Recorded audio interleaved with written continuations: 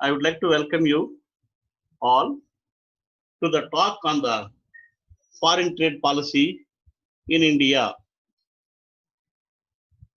At the outset, the trade policy is a documentary design of the methods which will govern the imports and exports of a country. The trade policy is generally prepared keeping in view the national priorities for the development of our nation and also the commitments made by our country in the international relations in various delegations during the visits to foreign nations and other regional economic development fora. This trade policy is devised with a design in such a manner. So it is made user friendly and understandable to the stake players such as entrepreneurs and export managers, those who are dealing with this trade.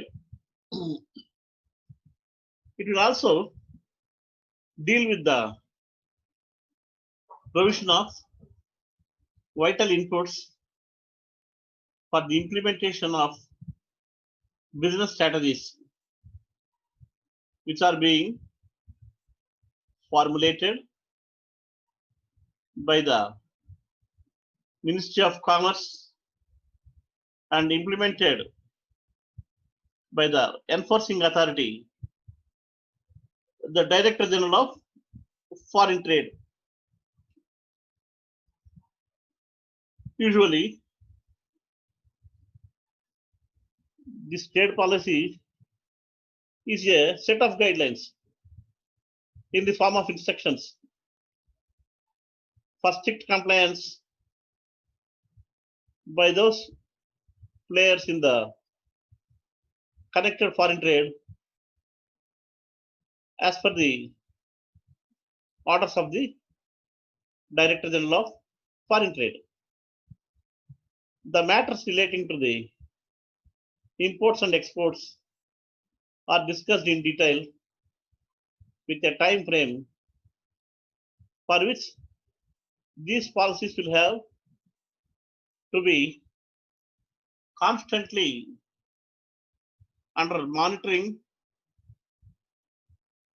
as a part of enforcement in this regard.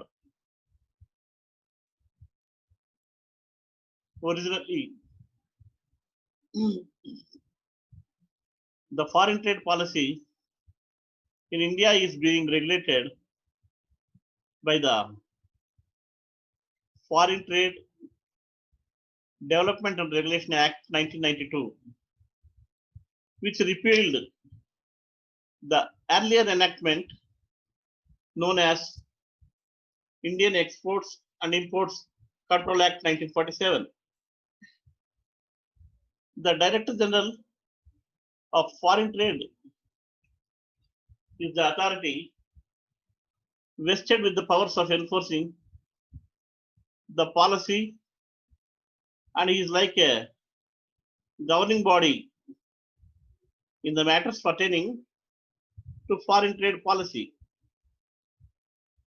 In the early days, the export-import policy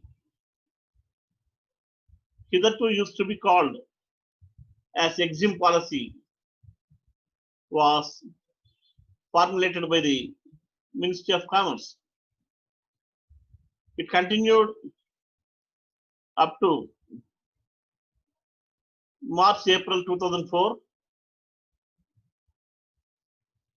and again in the year 2004 May, when the United People's Alliance government headed by the then Prime Minister Dr. Manmohan Singh has drafted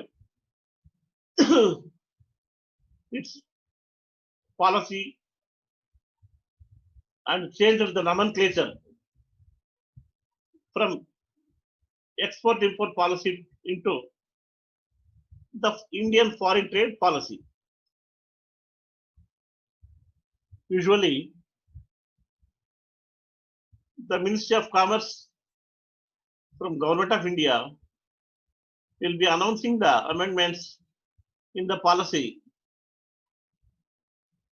in consonance with the changes proposed in the budget presented on the tables of the Houses of Parliament with appropriate changes which will come into effective from the 1st April of every year, being the new financial year, for its strict compliance. Earlier, the policy was very old and review was made in the year 1984 by the then government, which appointed a committee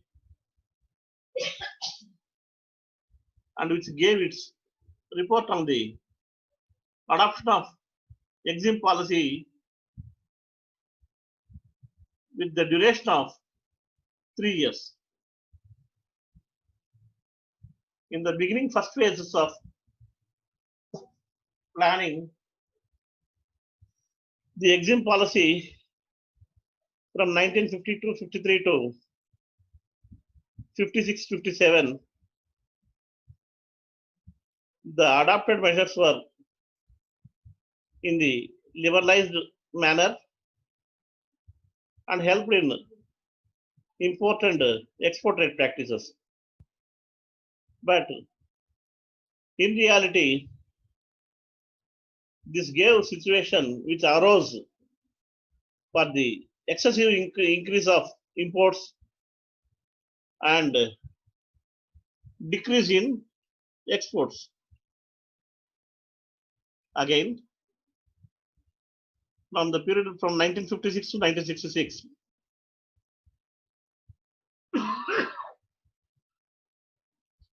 some drastic changes were made and the policy was redesigned accordingly. The policy is made suitable for planning, import controls, and import substitution measures were incorporated. A large-scale export promotion measures were given thrust for exports. But this also did not yield satisfactory results up to 1976. The newly formed Janata government adopted a policy with import liberalization and export promotion. At the same time, the government also focused its attention and adopted the anti-inflationary measures to control the rise in the prices. Now, we need to know the need for the trade policy. The trade policy was devised in a protective manner, giving a shield or cover to save the Indian industries from foreign competition by way of restricted imports through import licensing, clamping of quotas and import of goods,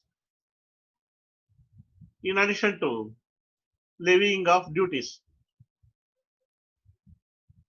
In this context,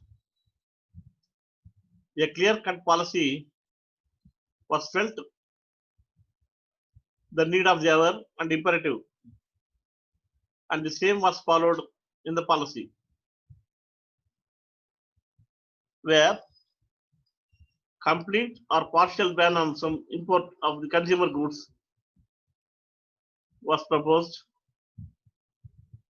Similarly, extensive control of various items of imports was also adopted. Liberal imports of capital goods and developing a suitable environment to create alternate measures such as the things suitable for adopting import substitution. The trade policy consisting of export and import, both the policies with specific objectives in each of them for the effective implementation. Coming to export policy, export promotion with duty drawback system,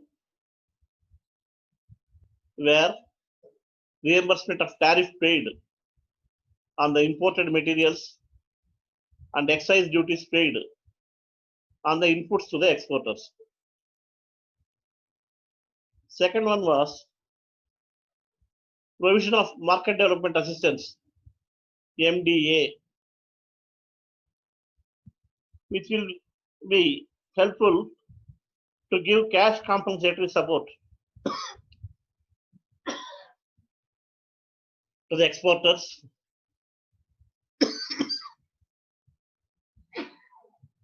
and also providing grant in aid to the export promotion.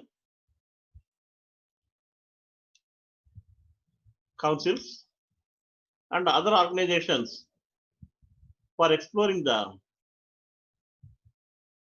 avenues to tap new resources in the export markets.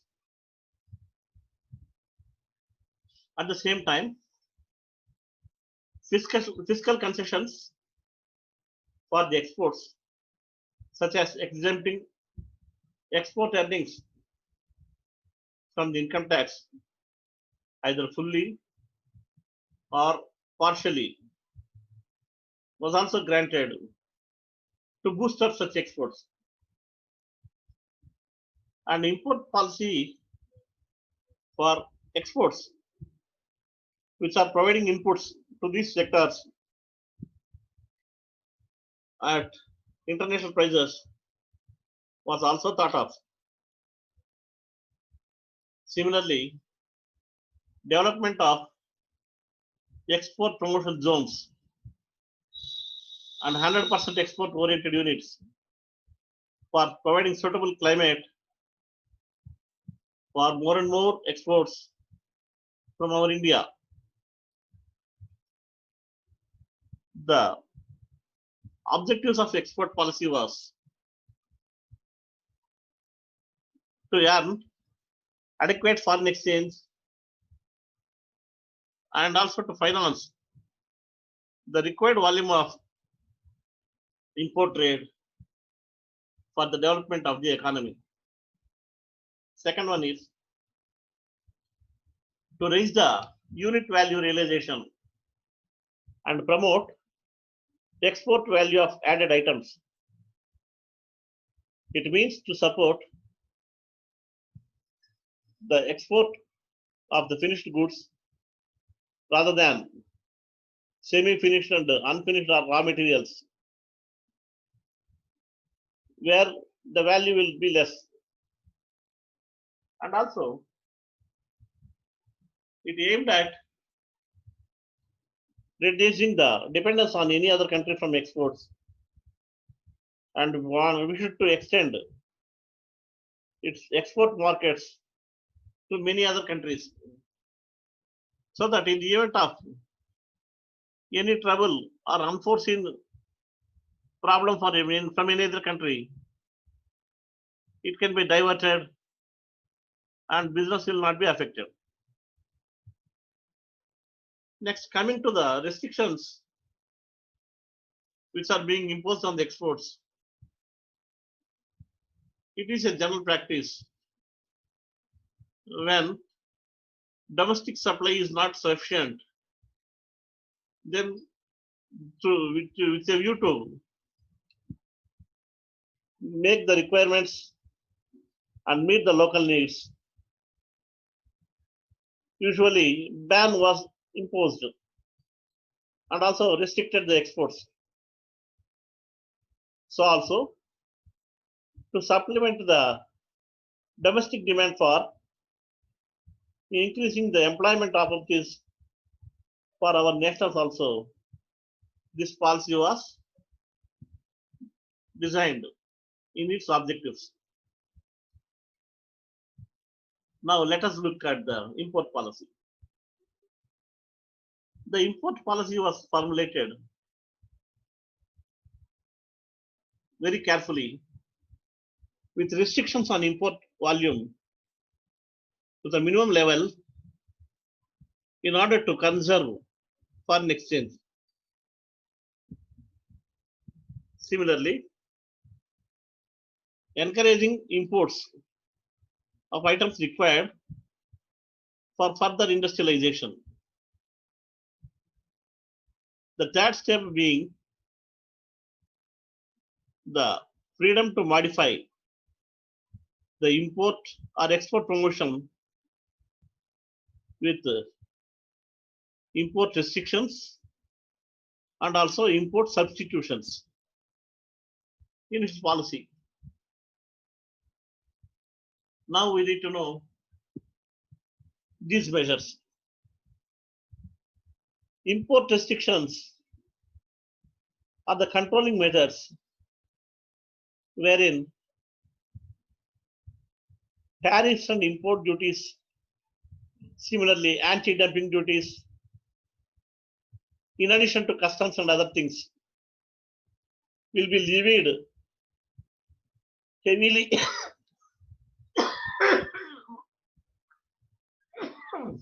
on them to make it costlier. Similarly,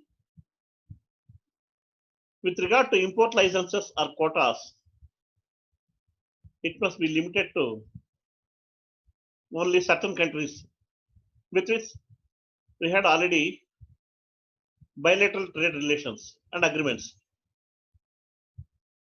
And coming to currency restrictions, with the volume and countries limited, prohibition to prevent illegal entry and also the things which are supposed to be harmful to the security of the nation must be restricted.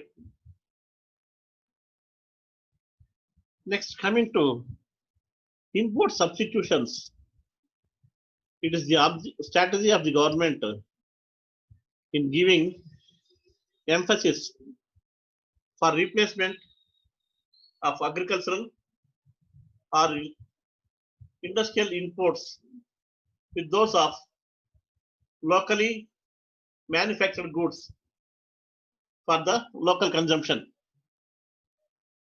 Import substitution will generate employment and reduce the foreign exchange demand, stimulate the innovations, and make the country to become self-reliant in critical areas of shortage or deficit like food, defense, and advanced technology, which involves the national security. Now, if we look at the objectives of this import policy, it is designed in such a way and aimed at using the foreign exchange, keeping in view the items proposed in the plans and national priorities mentioned in the budget statement.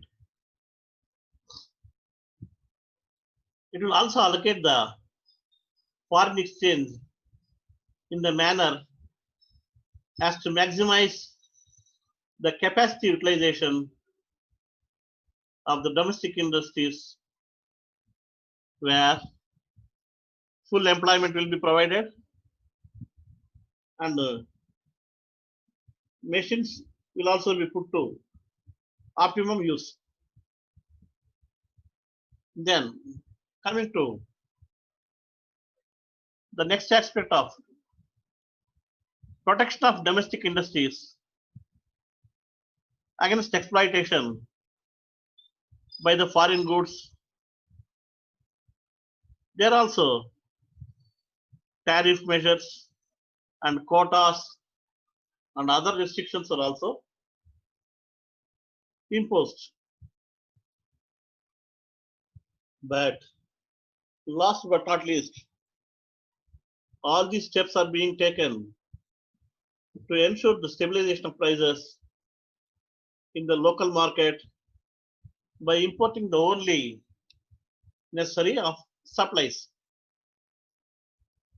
Now, in a consolidation of both import and export trade policies with their objectives, now we can have a summarized trade policy objectives. In brief, this is developed with the object of giving special attention to the development of small scale industries and also to aim for the regional balanced development with equitable justice and growth in the country with a view to ensure the steady growth of both public and private sectors in the development of the trade.